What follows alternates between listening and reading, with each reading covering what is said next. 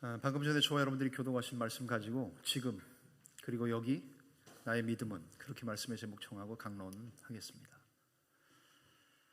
미국 북동부 뉴잉글랜드에 메인주라고 있습니다. 저도 가보진 않았습니다. 가보신 분이 거의 없을 것 같은데 저기 꼭대기에 왼쪽 그림은 미국 지도 전도고요. 그 다음에 그 빨간색으로 표시된 부분을 확대하면 이렇게 확대해서 캐나다의 퀘벡주와 뉴브런스윅 주 사이에 이렇게 뾰족 올라간 데가 미국의 메인주라고 합니다. 혹시 가보신 분들이 계실 수도 있겠죠. 저기서 있었던 일입니다. 실제 있었던 일을 잠시 말씀드리려고 합니다.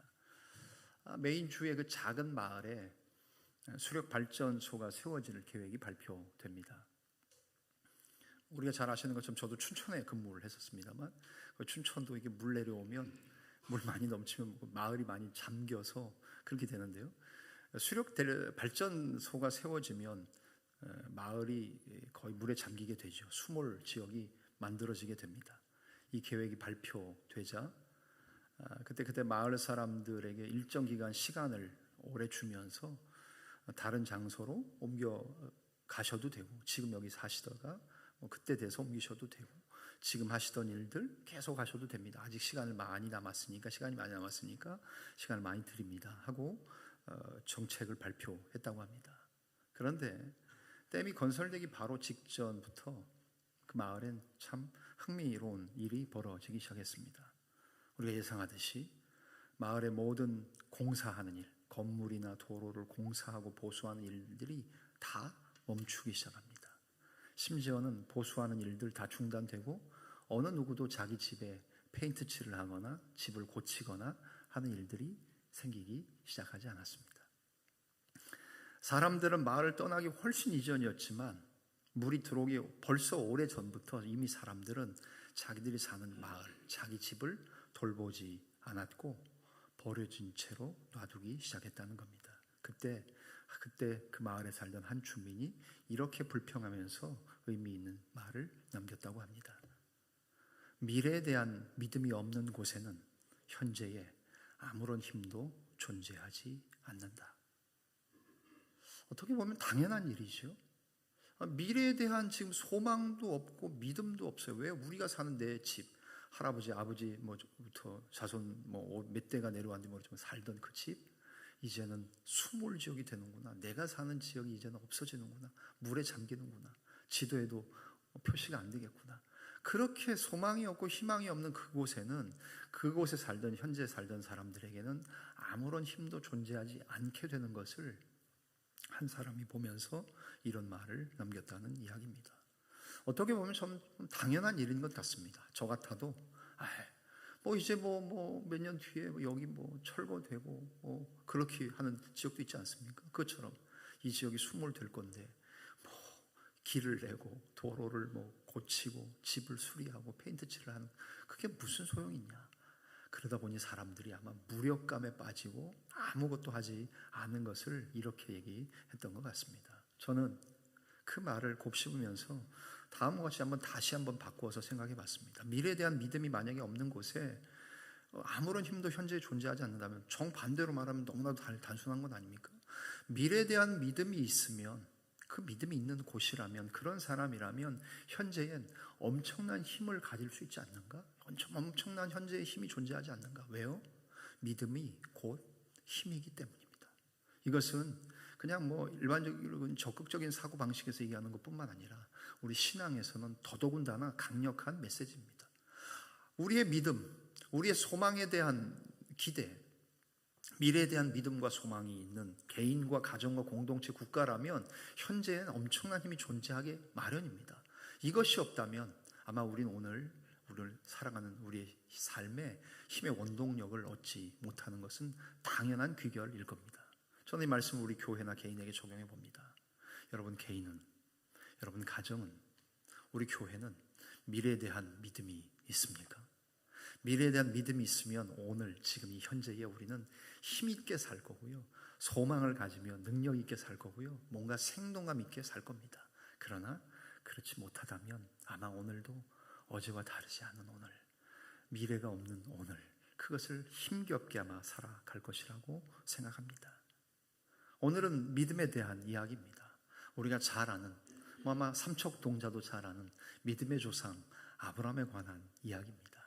창세기에 나왔던 그 많은 아브라함 스토리를 바울은 로마 지역에 흩어져 살던 로마의 교인들에게 오늘 다시 정리하면서 오늘 아브라함에 대한 이야기를 하고 있습니다. 로마서 4장은 하나님이 아브라함의 이야기를 예로 들어서 야, 너희가 어떻게 의롭게 되는지 알아? 하나님의 의, 나의 의가 너희에게 어떻게 주어지는지 아냐? 어떻게 내가 너희를 옳다고 합당하다고 선언해 주는지, 너희를 인정해 주는지 아냐? 오늘 바울을 통해 이 이야기를 들어라라고 바울은 로마에 있는 그리스도인들에게 오늘 말씀을 전하고 있습니다. 오늘 우리도 들어야 될 하나님의 말씀이 바로 오늘 본문의 말씀입니다. 어떻게 아브라함이 의롭게 되는가? 어떻게 하나님이 그를 옳다고 인정해 주시는가? 거기에 대해서 하나님의 말씀을 통해 몇 가지로 살펴보려고 합니다. 첫 번째, 너무나도 당연한 사실입니다만 아브라함은 행위나 할례나 율법으로도 의롭다함을 하심을 받은 것이 아니라고 하나님은 말씀하십니다. 저기 나온 것처럼요, 다양한 것들이 있겠죠. 아브라함은 행위로도 의롭다 여김을 받고 싶었습니다. 할례를 통해서도 율법 준수를 통해서도 의롭다고 아마 했을 겁니다만은 하나님이 보시는 관점은 그것이 아니었다는 겁니다. 행위나 할례나 율법으로도 그 어떤 것으로도 의롭다 하심을 받은 것이 아니라고 말씀하십니다. 본문 말씀 좀 읽진 않았습니다만 1절과 2절 같이 한번 보실까요? 로마서 4장 1절과 2절 같이 한번 읽겠습니다. 띄워주십시오. 읽겠습니다. 시작. 그런즉 육신으로 우리 조상인 아브라함이 무엇을 얻었다 하리요? 만일 아브라함이 행위로서 의롭다 하심을 받았으면 자랑할 것이 있으려니와 하나님 앞에서는 없느니라. 아멘. 2절 말씀 한번 잘 곱씹어 보십시다. 아브라함이 행위로서 의롭다함을 받았으면 자랑할 게 있었겠죠. 자기가 이걸로 저 인정을 받았지 않습니까? 이걸로 옳다 인정함 받는 건 아닙니까? 하고 어떤 행위로 의롭다 하심을 받았으면 자랑할 것이 있었겠지만 하나님 앞에서는 없다는 것은 뭡니까? 결국 우리는 어떤 행위로 옳다 인정함을 받는 게 아니라는 겁니다. 여러분, 대표적인 아브라함이 했던 사건 기억하십니까? 자기의 아들 독자 100세에 얻은 독자 아들 이삭을 하나님께서 그를 바치라고 말씀하십니다. 원래 하나님은 사실 그런 하나님은 아니십니다. 그러나 고대 근동의 가나안 지역에는 인신제사가 만연했어요. 그것은 굉장히 그때는 자녀들을 많이 낳았으니까 자녀들 5, 10, 20 이렇게 낳았으니까 그렇게 많이 낳은 것 중에 하나를 바쳐서 더 많은 자녀와 더 많은 풍요와 복을 얻을 수 있다면 사람들은 경제 논리로 생각했을 때 인신제사가 지나치다고 생각하지 않았던 문화였습니다. 그런데 갑자기 뜬금없이 하나님이 100세에 얻은 아들 이삭을 바치라고 말씀하시는 겁니다. 우리 같았어도 그럴 겁니다. 하나님 왜 그러시지? 오늘따라 이상하시네. 내가 아는 여호와 그런 분 아니실 텐데. 우리 주변에 있는 다른 외국의 신들은 그런 신이어도 우리 신 여호와는 그러지 않으실 텐데. 그러나 무슨 뜻이 있겠지 하는 생각을 가지고 아브라함은 결국 아들 이삭을 데리고 모리아 산으로 올라가지 않습니까? 그때의 나이를 우리 근거가 나온 걸 보면은 이삭이 장작을 메고 올라갔기 때문에 저는 10대 티네이저라고 봐요. 10대 청소년 정도로 보는데 어떤 분들은 20대로 보는 분들도 있고요. 정확히 나이가 없으니까. 어떤 분은 30세까지 나이를 봐요. 좌우지간 10대 중후반부터 30입니다. 그 나이에 아브라함이 아들 이삭을 바치러 올라가는 것. 거기서 칼을 뽑아 들고, 여러분 잘 아시는 말씀이니까 더 길게 얘기 안 하겠습니다. 시간을 절약하기 위해서. 그 칼을 뽑아 들고 아들을 잡으려고 했잖아요. 여러분 그 행위 대단한 것 아닙니까?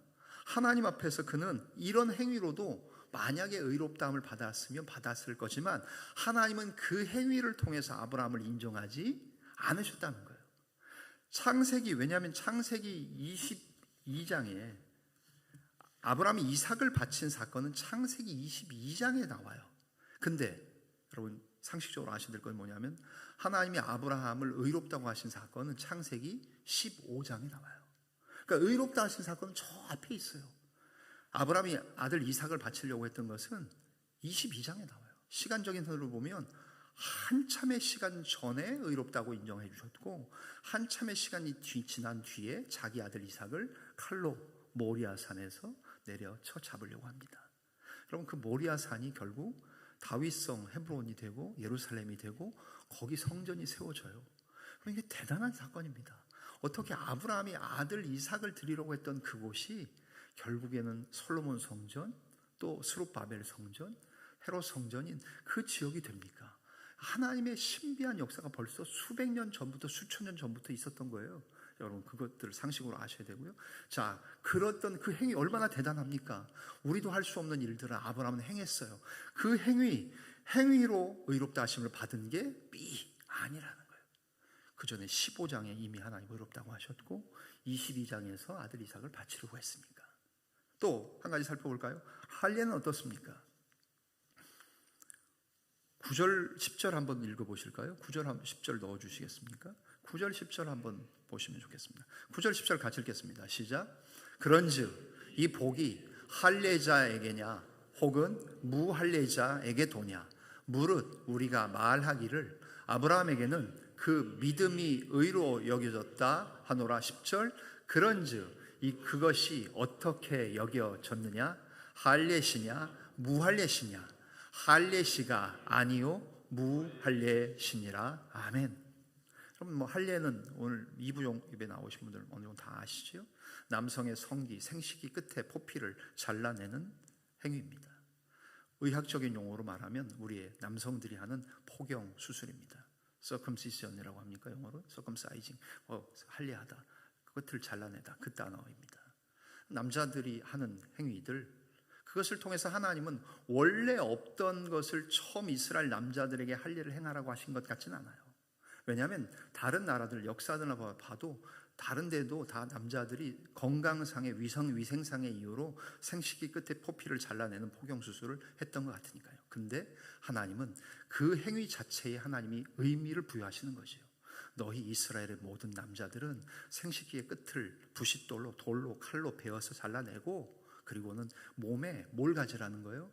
하나님 언약 백성의 흔적과 표식을 가지라는 거예요. 저는 사실 여러분 좀 속된 얘기일지 모르겠습니다. 성에 대해서 속되다고 생각하시면 안 되고요. 남자들이 결국 이스라엘 남자들은 하루에도 화장실 가면 우리 남성들은 소변을 항상 보잖아요. 그럴 때마다 자기 생식기 포피가 잘라낸 것을 보면 유대인 남자들은, 이스라엘 남자들은 뭘 생각했겠습니까? 나는 하나님의 언약 백성이구나. 그것을 하나님이 거기에 의미를 부여하시고 언약 체결을 하신 거예요. 자, 그렇다면 아브라함이 할례를 받은 나이가 몇 살인지 아십니까? 창세기 말씀에 보면 99세입니다. 할례 받는 나이가 99세입니다. 그런데 아브라함이 의롭다고 칭함을 받은 건 언제요? 아까 얘기했던 창세기 15장에 있어요. 그 사건은 무려 14년 전입니다. 계산 되십니까? 오늘 아침에 덧셈 하십니까? 뺄셈 하십니까? 99에서 14 빼셔야 됩니다. 즉 85세 때 아브라함은 하나님으로부터 의롭다고 칭함을 받습니다. 결국 그러니까 14년 뒤에 할례 받은 아브라함이 받은 할례로도 하나님이 아브라함을 옳다 인정하신 게 아니라는 거예요. 자, 율법으로도 의롭다고 인정받은 것 아닙니다. 할례로도 인정받은 것 아닙니다.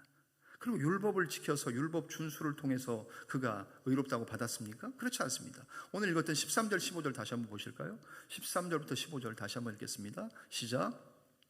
아브라함이나 그 후손에게 세상에 상속자가 되리라고 하신 언약은 율법으로 말미암은 것이 아니요 오직 믿음의 의로 말미암은 것이니라. 14절. 만일 율법에 속한 자들이 상속자이면 믿음은 헛것이 되고 약속은 파기되었느니라. 15절. 율법은 진노를 이루게 하나니 율법이 없는 곳에는 범법도 없느니라고 말씀하세요. 자, 행위로 옳다 인정함 받은 것 아니에요. 할례로 옳다 인정함 받은 것 아닙니다. 그리고 율법 준수로도 옳다 인정함 받은 것 아니라고 말씀하십니다. 여러분, 우리의 신앙을 한번 좀 돌아볼까요? 우리는 우리의 문화도 그렇고 우리 한국적인 상황도 그렇습니다. 좁은 땅덩어리에 사람은 많아. 아마 초등학교, 국민학교 다닐 때부터 배웠던 게 우리나라 대한민국은 부존 자원이 없는 나라. 그래서 지하 자원 뭐 없고 아무것도 없어. 그러니 뭐 해야 돼요? 너희들 열심히 공부해야 돼. 학교 선생님들이 우리를 항상 공부로 밀어넣으셨던 이유는 뭐예요? 공부하지 않으면 이 나라에서, 이 땅에서 살아남을 수 없어.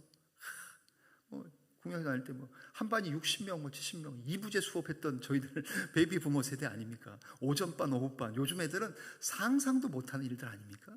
그렇게 학생들이 많으니까 뭐 하라는 거예요? 니들 다 옆에 사람들 경쟁자야. 쟤네들을 이겨야 대학에 들어가. 저 사람들을 물리쳐야 좋은 직장에 들어가. 여러분, 그렇게 해서 우리 공부했던 사람들 아닙니까? 그런데 무엇을 해야 된다는 그 민족성이나 문화나 우리의 토양이 신앙의 생활에 있어서도 물론 뭐 해야지요. 여러분 열심히 내셔야 됩니다. 행위, 믿음의 행위 열심히 여러분 신앙생활 하는 것, 행위하는 것 하지 말라는 게 아니에요. 그 필요한 일입니다. 할례, 오늘의 우리에게 할례는 뭘까요? 제가 생각할 때는 세례나 침례, 여러분 직분 받는 것, 성경 공부에 코스웍을 하는 것, 뭘 맞춰야 이거 맞췄다라고 우리를 인정해 주는 것, 그것이 과연 우리에게 의가 됩니까? 하나님이 그것을 통해서 우리를 의롭다고 여기십니까? 그렇지 않다는 거예요. 율법 준수, 우리 10계명을 지킵니다. 하나님 말씀하신 거 다 합니다. 예배의 행위, 우리 교회 예배, 공예배, 주일, 수요일, 아침 기도회, 금요 기도회, 여러분 그거 다 우리가 지키고 준행하는 것. 물론 목사는 저는 여러분들에게 그거 함께 다 하자고 하는 사람이에요. 그거 하지 말자는 게 아니에요. 그러나 그거 했다고 여러분이 의롭다고 인정받는 것 아니라는 겁니다. 하나님이 우리가 무엇을 했다고 해서 하나님 인정해 주시는 것 아니라는 겁니다. 주일 성수, 11조, 봉사, 성경 공부, 물론 우리 사람들은 그것이 보이는 것이기 때문에 그것으로 인정하는 경향이 있어요. 목사도 교회에서 교인들을 볼 때 그렇게 보는 경향이 있습니다. 그러나 중요한 것은 무엇으로 우리가 하나님께 의롭다 하심을 여김을 받느냐 하는 겁니다. 하나님을 위해 이뤄놓은 일가 아니에요. 아브라함이나 다윗의 얘기를 오늘 로마서 4장에 얘기하고 있는데, 아브라함이나 다윗이 자기들이 하나님을 위해서 무엇을 해서 하나님이 의롭다고 여기신 것 아니라는 거예요. 다른 말로 말하면 하나님이 하시는 일에 그들은 그냥 들어왔을 뿐이에요. 하나님이 하시는 일에 동참했을 따름입니다. 하나님이 하시는 일에 주인공이 하나님이시고 주체가 하나님이시기 때문에 그들은 그냥 주연이 아니라 조연으로 하나님이 하시는 일에 함께 했기 때문에 하나님이 그것을 옳다고 의롭다고 인정해 주시고 여겨 주셨다는 사실입니다. 결국 우리의 문화, 무언가 열심히 해야지 얻습니다. 발버둥 쳐야 이룬다고 생각합니다. 그런 경향이 신앙생활 가운데도 분명히 있는 건 사실입니다. 그런데 하나님의 은혜, 하나님의 구원은, 하나님의 옳다 인정함을 받는 것은 그것만이 아니지 않습니까? 하나님께서는 항상 우리에게 쉬운 방법을 얘기하십니다. 하나님은 항상 우리에게 공짜로 값없이 거저 주시는 선물을 그냥 받으라고 말씀하십니다. 여러분 어떠신지 모르겠습니다만 저는 일본에 저희 동기 선교사 목사들이 몇 명 나가 있습니다. 사실 일본 교회를 몇 년 전에 처음 가봤습니다. 그래서 갔는데 친구 선교사 목사가 그러더라고요. 야, 저희들 동기 수련회를 거기서 했거든요. 근데 일본의 문화가 좀 독특하다는 거예요. 일본에서 공부하시고 유학하시고 사업하신 분들도 많이 계시겠지만 저는 다 아는 건 아니에요. 들은 얘기예요. 일본의 문화는 하나님의 은혜, 하나님의 구원, 공짜로 값없이 주시는 선물입니다. 거저 받으면 됩니다 라고 말하면 일본 사람들은 그게 잘 그들의 문화 민족성 가운데 이해가 잘 안 된다는 거예요. 그들은 우리 한국 선교사님들이 가서 전도할 때 이렇게 음식에다가 막 주잖아요. 그러면 그걸 감사합니다 하고 싹 먹고 그냥 그릇만 내놔야 되는데 그러지 않고요. 반드시 빚을 한번 졌다고 생각하고 똑같이 비슷한 정도로 돌려줘야지 마음이 편한 문화라고 생각하신다는 거예요. 잘 모르겠어요. 일본에 살아보지 않아서 정말 그런지 모르겠습니다. 친구 선교사가 저희 동기들한테 거짓말하겠습니까? 목사들한테? 맞는 말이겠죠. 여러분 저희 앞집 얘기 제가 가끔씩 드리지 않습니까? 저 앞집에서 얻어먹은 게 훨씬 많습니다. 저 갖다 줄 게 별로 없어서 그런지 몰라도 많이 못 갖다 드립니다. 시간대가 안 맞아서. 근데 그분은 계속 떡도 갖고 오고 팥죽도 갖고 오고 지난번에 저희들 생긴 것들 좀 갖다가 막 드리고 했습니다만 성심당 빵 이렇게 해서 갖다 드리고 막 했습니다만, 그런데 여러분 꼭 이렇게 계산하십니까? 저분이 나한테 한 번 줬으니까, 두 번 줬으니까 내가 반드시 2번 갚아야 된다? 근데 일본은 그런 문화가 굉장히 강하다는 거예요. 그러니까 하나님의 은혜와 구원도 그렇게 받지 못한다는 거예요. 여러분 신앙생활에 있어서도 우리가 너무 쉬우면, 공짜면 오히려 의심하고 봅니까? 오히려 엄청난 일을 우리가 해야 되고 비싸면 받아들입니까? 그렇지 않지 않습니까? 하나님의 은혜, 하나님의 구원은 그렇지 않다는 거예요. 그래서 지금 말씀드린 것처럼 아브라함이 행위나 할례나 율법 준수로 이것으로 의롭다 하심을 받은 게 아닙니다. 우리도 우리의 신앙생활 가운데 마찬가지입니다. 내가 해야 될 다 마치고 온갖 서류 다 구비해가지고 갖다가 맺으면 그것은 냉혹한 계약이지 하나님의 우리에게 주신 거룩한 약속, 언약은 될 수 없다는 겁니다. 사업상의 거래일 뿐이에요. 깨알 같은 글씨로 작성한 약관은 오히려 우리가 얻을 것이 전혀 없을 것이라는 사실만 확인해 주지 않습니까? 여러분, 하나님이 우리를 그렇게 해서 뭐뭐 해야 된다, 뭐뭐 하지 말아야 된다 이렇게 요청하시는 분이 아니라는 겁니다. 행위와 할례와 율법으로 의롭다 하심을 받은 것이 아니라고 말씀하십니다. 그러면 뭡니까? 답은 정해져 있죠. 답은 정해져 있습니다. 아브라함이 의롭다 하심을 받은 것은 단지 아무것도 아닌 것 같은 믿음으로만 의롭다함을 받았다는 사실입니다. 저 그림이 바로 그거예요. 창세기 15장에 하나님이 아브라함을 데리고 언약을 체결하시는 장면입니다. 우리 저 유명한 말씀 아닙니까? 그러니까 창세기 15장에 있는 사건 뒤에 아브라함은 할례도 받고 모리아 산에 가서 자기 아들도 바치는 일은 다 뒤에 있었다는 거예요. 이것으로 아브라함이 의롭다 받은 게 아니고요. 아브라함 아무것도 안 했어요. 창세기 15장에 나오는 말씀 뭐예요? 어느 날 하나님이 아브라함을 부르십니다. 야, 내가 너를 통하여 큰 민족을 이루고 내가 너로 복을 주겠다. 그 얘기 하시기 전에 뭐라 그래요? 하나님이 딱 나타나셔서 아브라함에게 대화하시는 말씀이 뭐예요? 나는 너의 방패요 지극히 큰 상급이다. 당시 다른 나라들로부터 위협당하던 항상 전쟁의 위협 가운데에 침략의 위협 가운데 있었던 아브라함에게 하나님이 나는 너의 지극히 큰 방패요 너의 상급이다라고 말씀하시잖아요. 그러니까 아브라함이 그때만 됐어도 잘 못 믿었던 것 같아요. 아, 예, 내가 너로 상속자를 주겠다. 지금 너 자식도 아들 하나도 없지만 내가 너에게 큰 민족을 이루고 내가 너에게 복을 주겠다. 너는 복이 될 거다 라고 말씀하셨는데 아브라함이 잘 믿어지지 않잖아요. 하나님이 아브라함을 바깥으로 이끌어내시잖아요. 밖으로 하늘을 올려다 보게 하시고 하늘을 봐라. 뭐가 보이느냐? 별들이 보입니다. 하나님 세봐라. 셀 수 없습니다. 저 별처럼 내 자손이 무수히 많아지게 될 것이다 말씀하시는 그 장면이 창세기 15장의 말씀이고 나온 말씀이 15장 6절에 쉬운 성경으로 나온 말씀입니다. 같이 한번 앞에 있는 스크린에 있는 말씀 읽을까요? 시작. 믿음 제목도 같이 읽을까요? 믿음으로 의롭다함을 받았다. 성경 구절 읽겠습니다. 시작.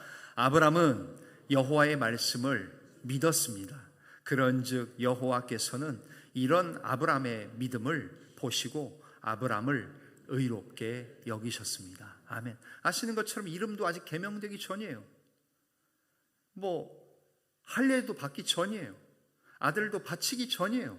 모든 것이 있기 전에 그냥 하나님이 그냥 아브라함에게 오셔서 큰 민족을 이루고 상속자를 주겠다고 하고 아무 자손도 없던 그에게 아들을 저렇게 하늘의 별과 같이 뭇별과 같이 많게 하겠다라고 하니까 15장 6절 아브라함이 하나님을 믿으니 그런즉 여호와께서는 이런 아브라함의 믿음을 보시고 아브라함을 의롭다고 여겨 주셨다는 사실이에요.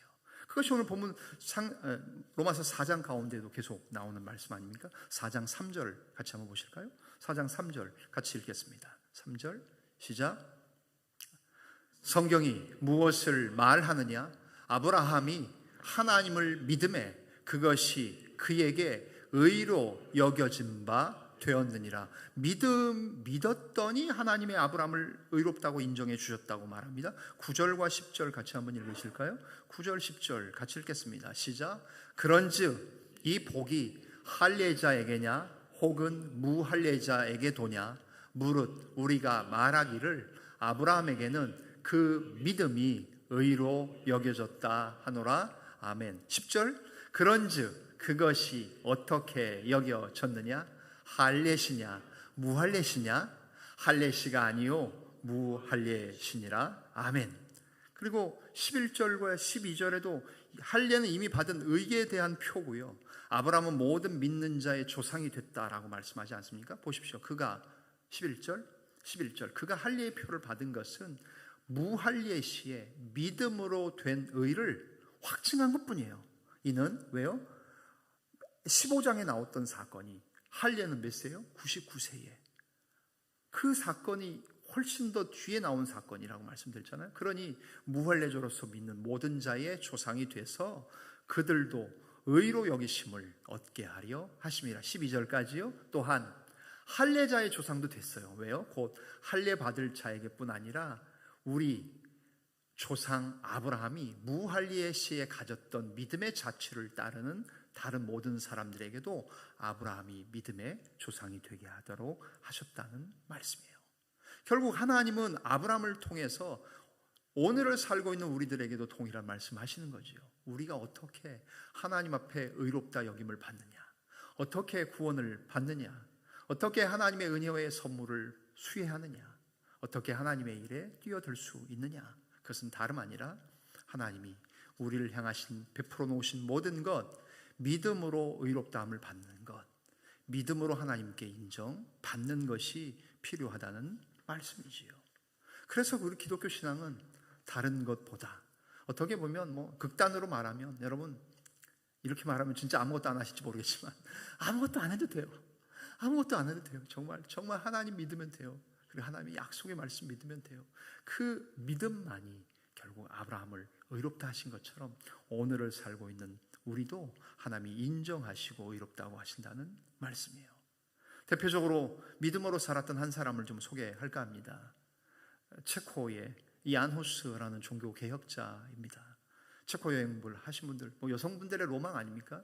체코의 카를교를 건너고 프라하에 가셔서 차도 마시고 사진도 찍고, 저희 갔다 오신 분들 많을 거예요. 근데 저 앞에서 사진을 찍었는데 얘는 누구냐? 그러면서 아마 동상 앞에서 사진을 많이 찍으셨는데 저가 누군지도 모르고 찍으신 분들, 오늘 좀 상식을 좀 넓히십시오. 물론 가이드가 다 설명했을 겁니다. 이안 후스라는 종교 개혁자입니다. 14세기, 15세기에 살았던 로마 가톨릭의 성직자였습니다만, 그는 체코에서, 프라하에서, 스위스 제네바에서 기획을 일으켰던 프랑스의 갈뱅이나 독일의 루터보다도 100년 훨씬 더 앞서서 먼저 종교 개혁을 시도한 믿음의 사람입니다.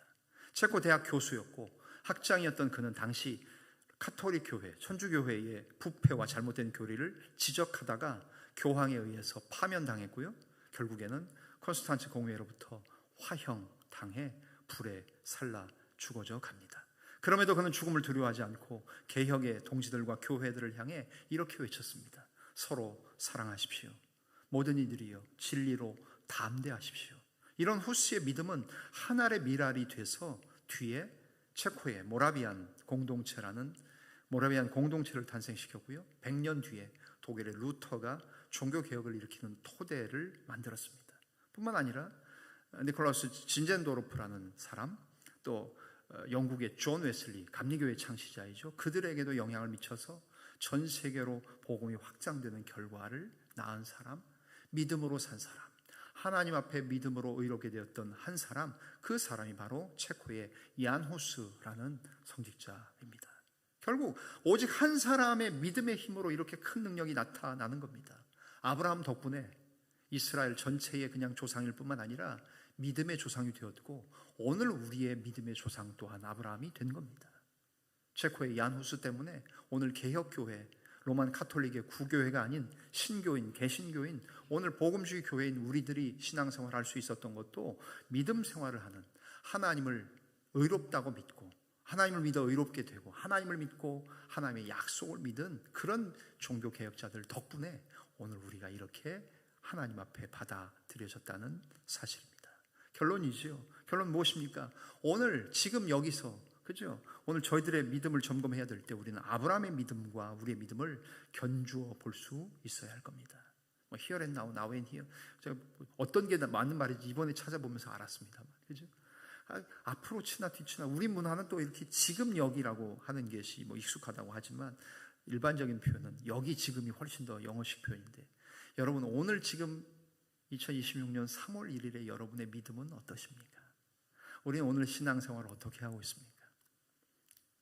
로마서에 지적한 것처럼 우리는 율법을 지켜서 행위를 가지고 무엇을 해서 할례를 받는 것처럼 코스옥을 맞춰야 되고 세례를 받고 침례를 받고 성경 공부 책을 몇 권을 띄어야 되고 무슨 직분을 받아야 되고 그렇게 하나님 말씀하신 것이 아니라 살아계신 하나님을 믿으며 하나님의 말씀을 믿는 것, 그 믿음으로 우리를 의롭다고 여기시는 주님의 말씀을 우리는 기억해야 할 것입니다. 특별히 18절부터 25절 말씀 읽고 말씀 마칠까 합니다. 소망이 없는 상황 가운데도 하나님의 약속을 믿었던 믿음의 아브라함을 통해서 믿음을 얼마나 강조하고 있는지 보고 오늘 말씀 마치겠습니다. 18절부터 25절까지 좀 길지만 같이 읽겠습니다. 시작. 아브라함이 바랄 수 없는 중에 바라고 믿었으니 이는 내 후손이 이같으리라 하신 말씀대로 많은 민족의 조상이 되게 하려 하심이라. 그가 100세나 되어 자기 몸이 죽은 것 같고 사라의 태가 죽은 것 같음을 알고도 믿음이 약하여지지 아니하고 믿음이 없어 하나님의 약속을 의심하지 않고 믿음으로 견고하여져서 하나님께 영광을 돌리며 약속하신 그것을 또한 능히 이루실 줄을 확신하였으니 그러므로 그것이 그에게 의로 여겨졌느니라. 그에게 의로 여겨졌다 기록된 것은 아브라함만 위한 것이 아니요 의로 여기심을 받을 우리도 위함이니 곧 예수 우리 주를 죽은 자 가운데서 살리신 이를 믿는 자니라. 마지막 25절.